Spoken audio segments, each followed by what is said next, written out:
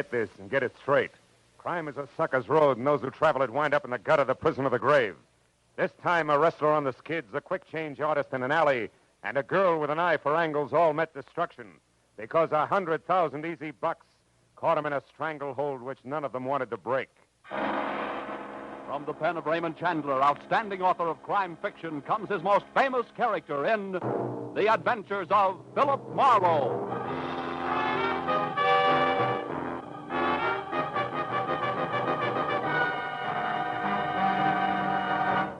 Now, with Gerald Moore, starred as Philip Marlowe, we bring you tonight's exciting story, The Stranglehold.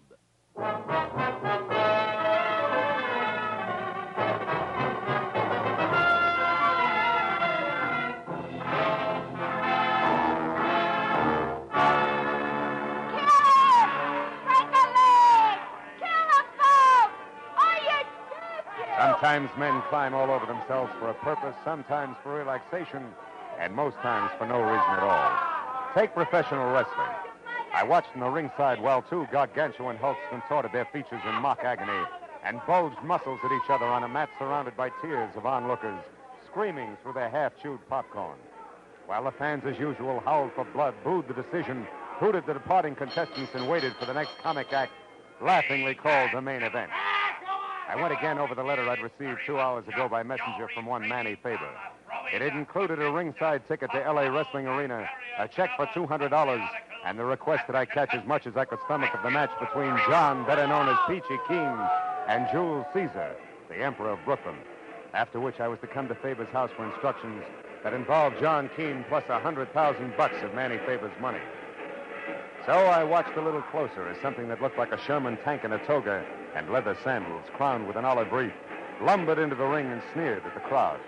And since I'd long ago given up wrestling as a sport, I turned to the fan next to me wearing a derby on the bridge of his nose, waved a cloud of cigar smoke aside, and got some information.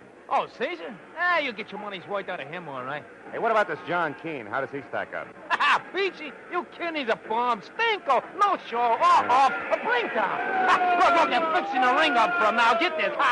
What's that, flowers? Yeah, peach blossoms. These two peach blossoms all over his corner. With stuff 2 years ago, the stuff was okay, but now it's tired, you know what I mean? He won't even put on a show, little old wrestler. He's still called a champ, isn't he? Champ? Him? He won't even give you a laugh anymore. He's afraid of getting his pretty nose bent. What a bum. Cecil, tie him up a nut. Here comes like a... Yo-ho, Peachy! You bum! See what I mean with that profile? He ought to be a ribbon clerk instead of a wrestler. Yeah. Hey, what's that on the back of his robe? Are you kidding? That's a big peach, of course. Embroidered in gold on black silk. How do you like... Yeah. Go ahead. Hey, look, I hear them robes cost him $1,000 a piece. He thinks they make him hot stuff with the dame. Maybe they do. Who's the brunette in there talking with him? How should I know? There's always something like that. Now, look, pipe down, will you, man? You talk so much. Now, ladies and gentlemen, the feature event on tonight's program, a free-fall, no-limit contest of a wrestling.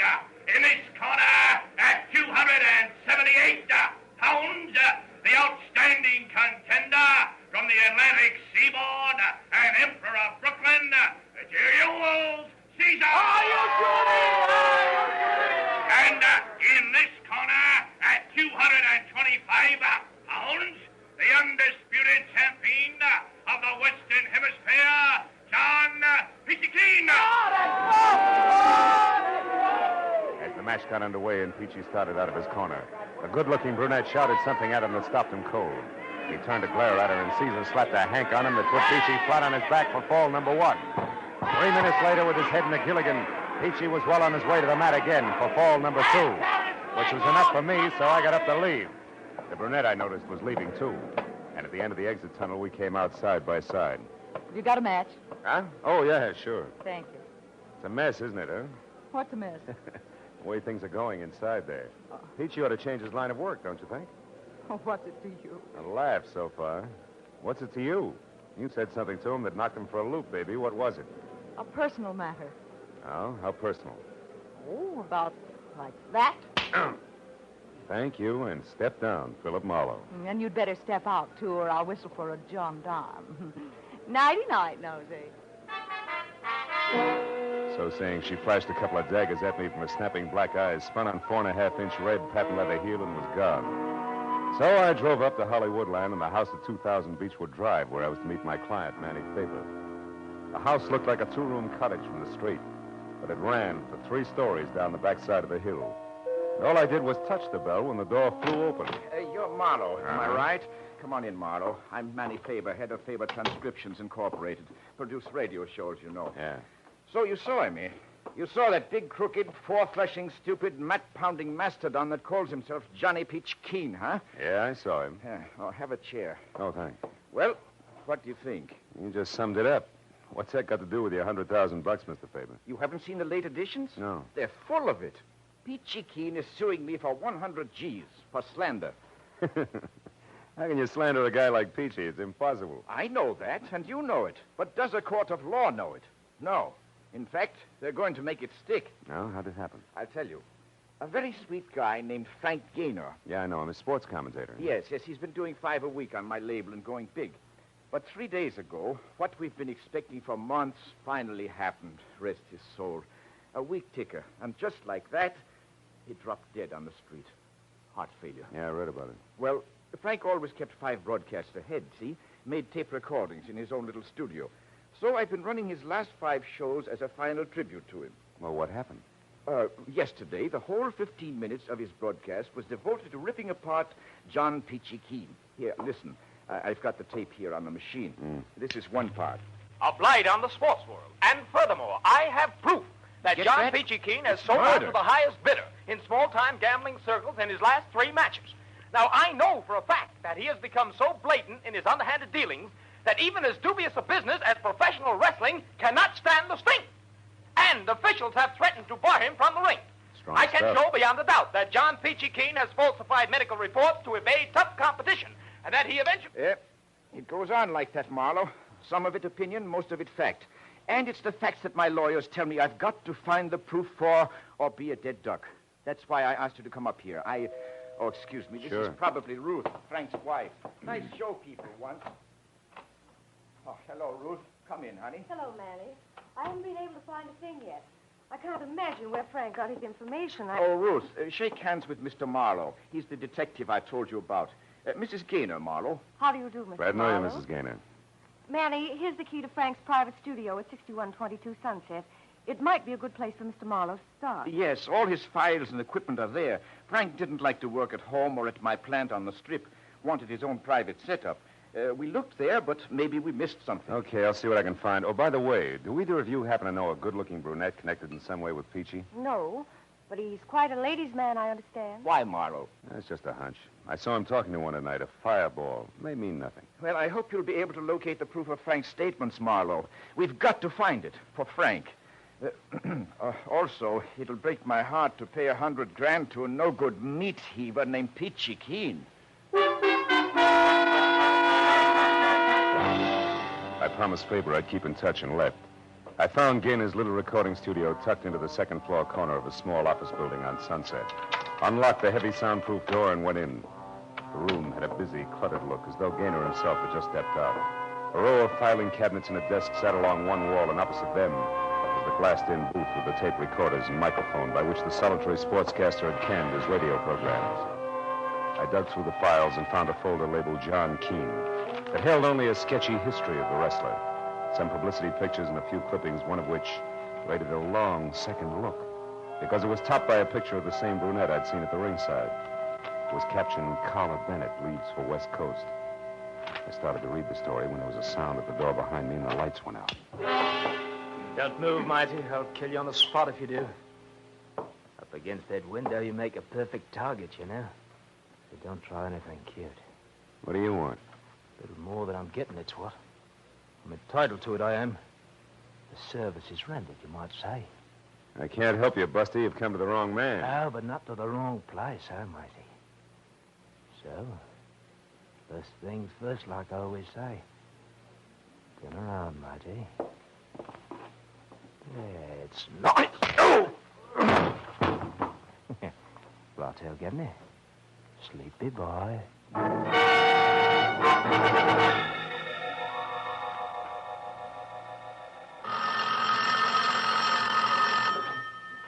Oh. Oh. All right. Don't rush me. Oh. Marlowe, where were you? Is something wrong? Yeah. As wrong as a limey showing up here to put this... Ooh. Put the slug on me. Limey?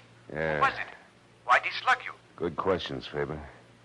Hey, does the name Carla Bennett ring any bells? Carla Bennett? Yeah. No, I never heard of her. Huh? Oh, just a minute, Marlowe. Here's Ruth. Huh? Marlowe, I remember that name. Yeah? I'm sure Frank interviewed her once. Carla Bennett used to be Mrs. John Keene. Peachy's ex-wife? Yes, I'm positive. Why, is she mixed up in this? I don't know. But a limey who slugged me apparently took a newspaper clipping about her when he left. At least it's gone. Marlowe, this limey, was that all he was after? Yeah, he said he wanted more than he was getting. Hey, but look, the paper made this call. What do you want? To tell you that he'll be out checking on a few things himself. That's all. Oh. Oh, by the way, Ruth, any idea where this Bennett dame might be found? No, I haven't, Marlowe. No. I think she was staying at some woman's hotel on Vermont Avenue when Frank interviewed her at that time. Vermont. But that was over a year ago. Maybe she's a lady of habit. I'll try it anyway. Thanks, Ruthie.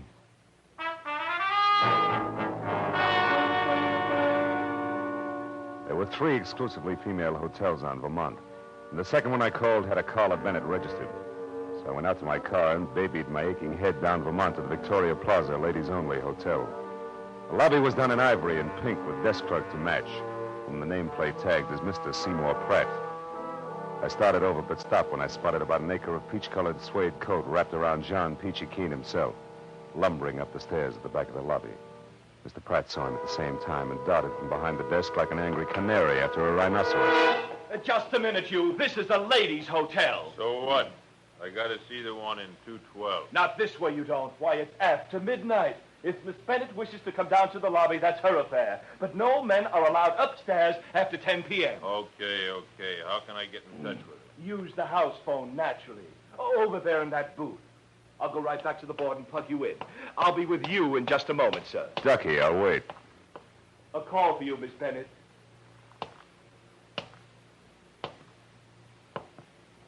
Good listening, huh? What? Now, see here. You know perfectly well you're not supposed to come back to this desk. This is for employees only. What about eavesdropping? Is that for employees only, too? Oh, why, how dare you Save it, accuse me of- Seymour. The guy in the booth there's a professional wrestler. If he finds out you're listening in, he'll tear your arm off and beat you to death with it. Better let me take over. Here, give me the earphone. Now, wait Come a on, minute. give it to me. Hey, Okay. Now sit there like a good boy, keep the key open, and your trap shut.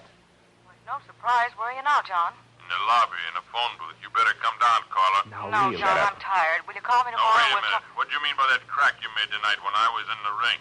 Just what I said. I want a nice big slice of that 100,000 you're getting from Manny Faber. Why, you're crazy. What makes you think I'd give you one lousy penny? You will, gladly. You see, John, I know all about those visits you made to the Lyceum Theater. One of us come back to L.A., hasn't it, darling? Why, you sneaking... Oh, shut up. After the life you led me for 4 years, you big ape, I'm entitled to all I can get. And that'll be plenty. So I advise you to run right back now and tell your friend that I know all about your little scheme. And talk it over good, John. I'll be waiting to hear from you. All right. I'll do just that. And you're sure gonna be sorry you stuck your nose into this one, Carla. Real interesting. Are you quite finished now? Yes, and you were a big, big help, Mr. Pratt. Oh, there he goes, peachy suede coat and all. So long, Seymour.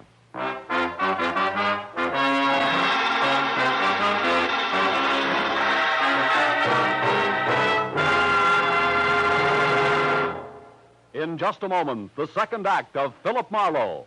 But first, Horace Heidt and his famous Youth Opportunity Program have joined Charlie McCarthy and Edgar Bergen, Red Skelton, Jack Benny, and the other top-ranking entertainers who make CBS Sunday nights a must. Enjoy these 30 minutes when Horace Heidt takes over on most of these same stations Sunday night this fall. Tune in this fall for the show that you love best of all. Listen carefully. Here's the address. It's CBS. Now, with our star, Gerald Moore, we return to the second act of Philip Marlowe and tonight's story, The Stranglehold.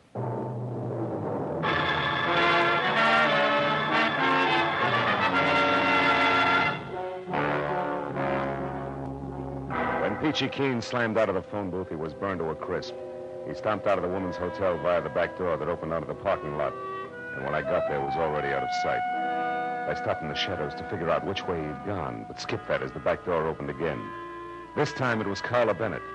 She ran across the lot, hopped into a new green convertible, and got as far as switching on the lights before still another character pranced into the headlight beams like a veteran ham making for upstage center. Miss Bennett! Hey, Miss Bennett, wait, I gotta talk to you. I couldn't tell where the first one came from. I only heard it. It brought the little man up on his toes and arched him like a drawn bow. I saw the flash of the second one. It came from the alley and crumpled it into a pile. A moment later, a more roared, and I ran to where I could see, but a pair of taillights twisting onto the side street. It was all the good it did me. I went back to the body of the little man as Carla Bennett climbed out of her car. She was white from shock, and in the headlights, her makeup was garish. It belonged on a clown. The back alley harlequinade was suddenly very grim. He was shot, mister, right in front of me. Who's the little guy, Carla? I don't know. I never saw him before. You know my name? Yeah. We met at the wrestling arena earlier tonight, you remember? Marlowe, private detective. Now, come on, Carla, let's have it. What's his name? I don't know, I tell you. Okay, we better find out fast. Let's take a look at his wallet. No! It's none of my business. I'm getting out of here. Wait a minute. He wanted to talk to you pretty badly, baby. Very likely about $100,000. Huh?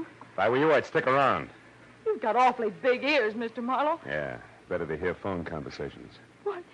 This guy's an actor. He's got an equity card. Name is Seth Cameo. Mean anything? Not to me. Unless... Unless what? Unless he happens to work at the Lyceum Theater? As you said, Carla, vaudeville's back in town, and that brings up another point you better What's going on out here anyway? I thought I heard shots. You did, Pratt. They came from the alley there. Oh, so it's you again. I might have... That man there on the ground. Good heavens, is he dead? Yeah, he's murdered. Oh, no. Help! Help me! Murder! Help! That jerk. I'm getting out of Not here. alone, you're not. I'm going with you. Listen, Big Ears, I can take care of myself. Will you beat it? That's not the point, sister. I still want to talk to you. Get in. Now go out that way to the street and not too fast. All right. Since you're running things, where are we going? The Lyceum Theater. On the way, you can tell me why your ex-husband Peachy's been hanging around there. I don't know why. Who's the friend he's been seeing? Was it Cameo? I don't know that either. Now, look, for Pete's sake, do I have to draw you a picture? A man was shot down right in front of you. Doesn't that convince you? You're bucking the same opposition, baby, and believe me, this is no time to hold out. Not in this league. I'm not. All right. Well, that stuff you overheard on the phone was pure bluff. I accidentally ran into John a couple of days ago near the stage door of the Lyceum. He acted funny, like he was waiting for somebody, and very nervous about it. You didn't see who it was? No. I waited until 3 girls and 2 men had come out one after another, but they were cagey. I couldn't tell which one John was waiting for. And then I heard about this slander suit of his, and I figured something was screwy. So you took a swing in the dark tonight and connected, huh? Good and solid.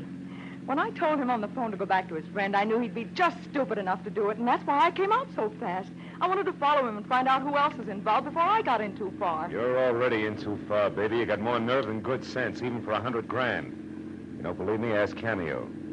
There's the theater. Park here. We'll walk over.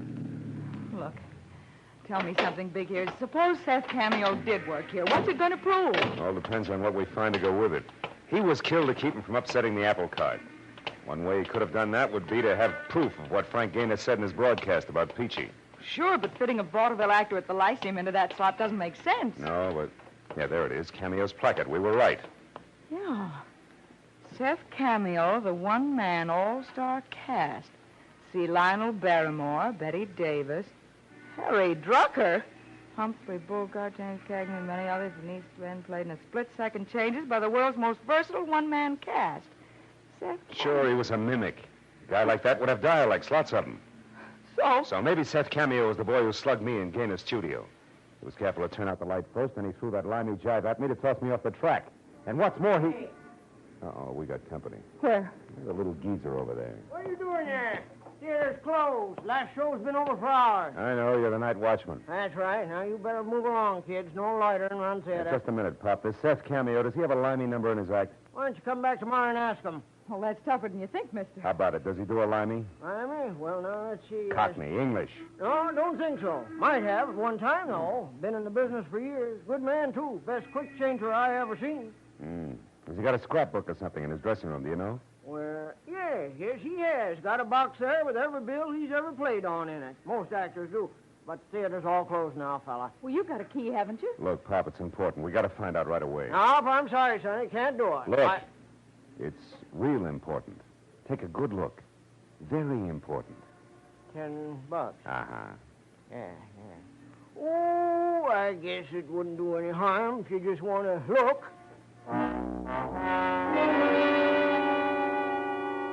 The old man slipped the 10 into his pocket like he wouldn't admit it even to himself. And led us in the stage door, down the stairs, and with his flashlight along the dark hallway to Seth Cameo's dressing room. He unlocked it, reached in, and turned on a tired little lamp, and pointed out a box on a trunk near the back. We picked our way over to it through a jumble of costumes that had been period pieces at the turn of the century. The box was lined with sentimental posters, and inside was a man's life, and stacks of programs and playbills. It began with a crisp current appearance and then ran back through all of Seth Cameo's dusty yesterdays. Didn't take long. Maybe 5 minutes. Here. This is it, Marlowe. Exactly what you're after. Let's see that. Parthenon Theater, Kansas City, September 1940. Seth Cameo of London, in Piccadilly Circus, His Majesty Navy Limehouse. Sure! This is it, baby. Seth Cameo and Limey were one and the same. And where does that get you? Yeah, it gives me an idea. It gives me one, too. You found what you wanted. Now, let's put everything back like it was and get out of here. In a minute, Pop. I want to check something else. Now, look, Sonny, this is dead against all rules. I'm getting jittery. Wait a minute. Hold it. I heard something upstairs. Did you lock the outside door, Pop? Oh, come now, fella. Be a sport. That's an old stunt that just won't work. That door's got a snap latch. Shut up. I heard it, too, that time. There is somebody up there. Huh? Yeah, you're right. Gad, blame it, I was afraid of something like this. Now, look, you two. You stay right here and don't touch nothing till I get back. You hear? I'll go see what it was. Better switch off the lights, Carla. The brakes are going against us. What do you mean? Well, all this after-hours theater business can't be coincidence. Whoever came in upstairs has trouble on his mind. Oh. You asked for a payoff, baby, and that's what you're going to get. Only the bank won't handle it. The morgue will. Hey, you. What you doing here? You the night watchman around here? Oh, Marlowe, it's John. How'd you get in Yeah, here? pitchy keen. No pun intended. Come to the girl that's in here. I want to see her. Oh, no. Take it easy. Here. Now, you go on. Get out. Don't lie to me, Grandpa. Our car's parked across the You know street. it's not here. Thought she could be. Now, where is she? Come on, I mean business. Now, listen here. Don't you give me none of your sass, son. You just clear out there. Oh, Marlowe. Crazy old fool. You got the watchman. You better clear out, Carla. He'll be down here in another minute. Now, look, go up that way and cross the stage. Go to 2000 Beechwood. It's the one place Peachy won't go. Manny Favors. And stay there till I call. You understand? Never mind. Beat it, will you? Go on. Be careful, Big Ears. Carla moved off into the darkness. I saw at the other end of the hall the inquisitive beam from the flashlight poking into dark corners as Keen eased down the stairs. I got my gun into my hand, plastered my shoulders against the wall beside the open door, and waited. I didn't have long to wait. I heard him stop in the hall outside, and then the beam of the flashlight crept over the floor and up to the wall, and then slowly, carefully circled the door frame. Carla? I heard him moving closer. Then the barrel of a snub-nosed revolver inched into the room. I know you're in here, Carla. I waited until I could see the big fist wrapped around the gun. Then I brought my .38 down hard. His gun flew to the floor, and I swung again for his head. Why, you? The rest only blinked and lunged for me. I'll kill you. Not tonight, Peachy. I may need it. I'm getting my hands on you. That's your problem, big man. Fall down, will you? I'll get you. I'll kill you. Go down and stay down. Wow. You gotta chop that guy down like a tree.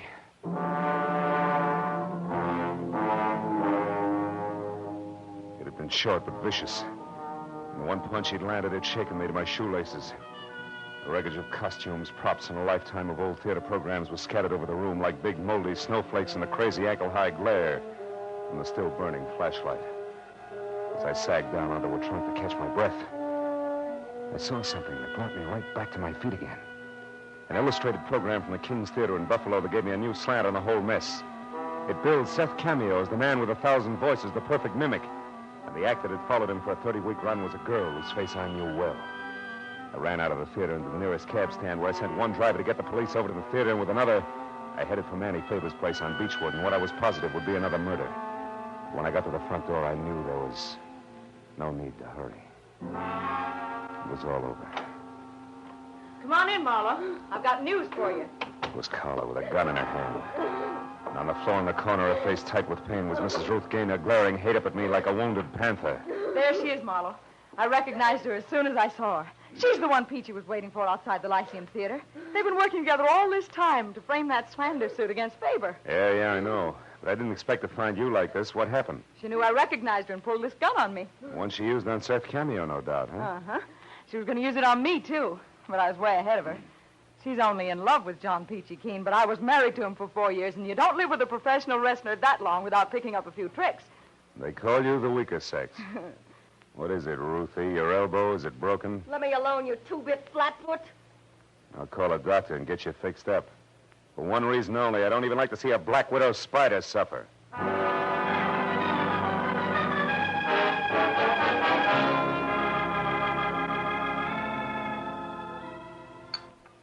More coffee, Miss Bennett? No, thank you, Mr. Faber. Well, I don't blame you. I've got no appetite either. You know, Marlowe, I always liked Ruth, and I thought she liked me. As long as you represented a buck, she did. And I've got to admit that she and the wrestler were clever, though. That stunt almost worked. She was clever. John Keene is 225 pounds of solid jerk. Yeah, it was all her idea. She was in love with Peachy, and when Frank died, she saw a great opportunity. Especially with that mimic being in town. Sure, Seth Cameo is an old friend of hers. She and Peachy wrote a highly slanderous script. She got Cameo to record it on Frank's machine, imitating Frank's delivery. Yes, and I broadcast it and stabbed myself in the back. Exactly. And we'd never found out any of this if a couple of other characters hadn't tried to cut in. First, Cameo, who felt he'd been cheated when he learned the job he'd done was worth $100,000. Ruth had to shoot him to keep him quiet. Second, little Carla here. Oh, Marlowe, please. With me, it was just good, healthy spite. Spite, huh? What's stronger, baby, spite or dough? Well... See what I mean? Good night, Mr. Faber. Good night. Come on, Carla, let's go.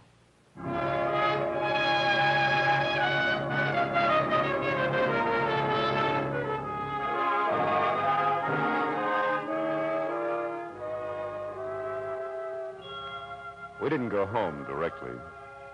We went on up Beechwood Drive, high into the Hollywood Hills, and parked where we could look out over the sparkling, sprawling city.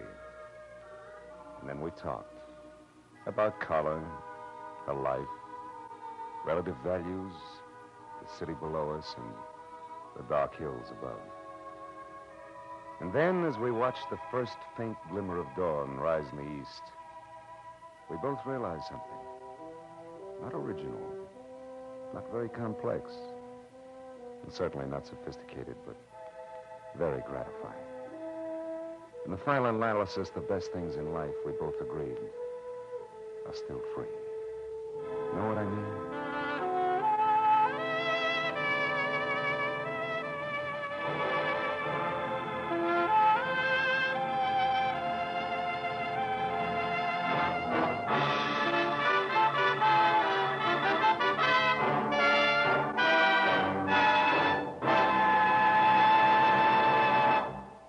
The Adventures of Philip Marlowe, bringing you Raymond Chandler's most famous character, star Gerald Moore, and are produced and directed by Norman McDonnell.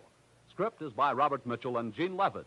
Featured in the cast were Vivi Janis, Ted Von Eltz, Charlotte Lawrence, Barney Phillips, Tony Barrett, Peter Leeds, and Junius Matthews. The special music is composed and conducted by Richard Oron. Be sure and be with us next week when Philip Marlowe says... I didn't know it, but I was caught in a smokeout that led from a search for a lady in black, past murder at a highway inn, to gunfire in a crumbling warehouse. And all for a girl, already dead in the morgue.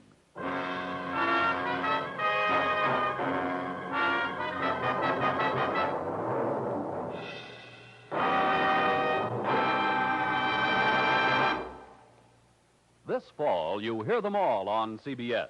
Red Skelton and Charlie McCarthy and Edgar Bergen have joined the parade to CBS on Sunday evenings. And be sure to hear the Contented Hour with Dinah Shore tomorrow and every Sunday over most of these same CBS stations. This fall, you hear them all on CBS. This is Paul Masterson speaking. Now stay tuned for Gangbusters, which follows immediately over most of these same CBS stations.